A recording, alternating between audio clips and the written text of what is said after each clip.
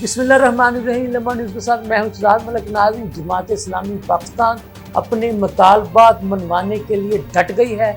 दूसरी जानब हुकूमत ने भी वाज़ेह कर दिया है कि वो IPPs के साथ माहदों को मनसूख नहीं कर सकते, अलबत्ता उस पर रिव्यू में जाने पर गौर किया जा सकता है। एक बड़ी खबर तो ये है। दूसरी खबर ये है कि 5 अगस्त को पाकिस्तान तहरीक इंसाफ के बानी चेयरमैन इमरान खान को जेल में कैद हुए 1 साल मुकम्मल हो जाएगा और 5 अगस्त को पाकिस्तान तहरीक इंसाफ ने मुल्क भर में एहतजाजी जलसे जुलूस करने का भी ऐलान कर रखा है।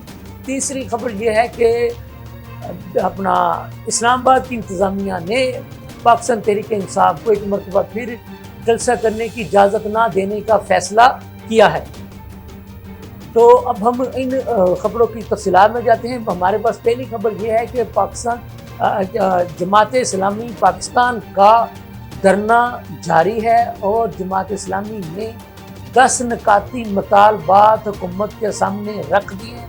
हुकूमती कमेटी के ज़िम्मेदारों ने जमात इस्लामी के ज़िम्मेदारों के साथ रब्ता भी किया है और इस हवाले से जमात इस्लामी के मरकज़ी नायब अमीर लियाकत बलोच साहब का कहना है कि हुकूमती मुज़ाकराती कमेटी से खुशगवार अंदाज में बातचीत हुई।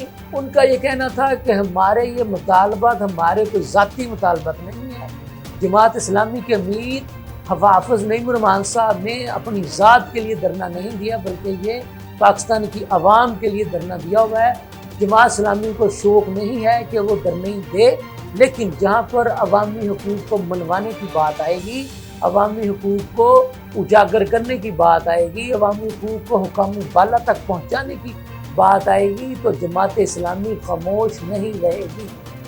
जमात इस्लामी के ज़िम्मेदारों हाफ़िज़ नईमुर रहमान साहब का कहना है कि हमने 10 निकात जारी किए हैं और उन 10 निकात को हुकूमत को मानना पड़ेगा। उनमें जो अहम निकात है वो ये हैं कि जो अशिया खुर्दनोश, अशिया सरफ की कीमतों में कमी की जाए, तनख्वाहदार तबके पर टैक्स लगाने की बजाय अशराफिया पर टैक्स लगाया जाए, जागीरदाराना सरमायादाराना निज़ाम ख़त्म करके जागीरदारों पर टैक्स लगाया जाए, IPPs के साथ जो मुआहदे किए गए हैं वो ख़त्म किए जाएँ और IPPs के साथ जितने भी मुआहदे हैं उनको मंजर आम पर लाया जाए और क्या कहते हैं जो बेरोज़गारी का खात्मा करने के लिए रोज़गार के मौके पैदा किए जाएँ, महंगाई में कमी की जाए।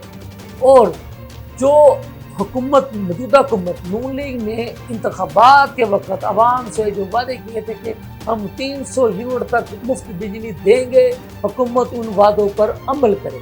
दूसरी तरफ हम आपको बता दें, वफाकी वज़ीर तवानाई अवैस लगारी साहब ने कराची में मीडिया से गुफ्तगू करते हुए वाज़ेह किया है कि अगर हम यकतरफा तौर पर IPP के मुआहदों को ख़त्म कर देते हैं तो फिर उसकी मद में हमें जो पेनल्टी पड़ेगी, जैसा कि रेकोडिक के मामले पर पेनल्टी पड़ेगी तो वो फिर अरबों डॉलर में जाएगी, तो मौजूदा हुकूमत वक़्त उस वज़न को उठा नहीं सकेगी।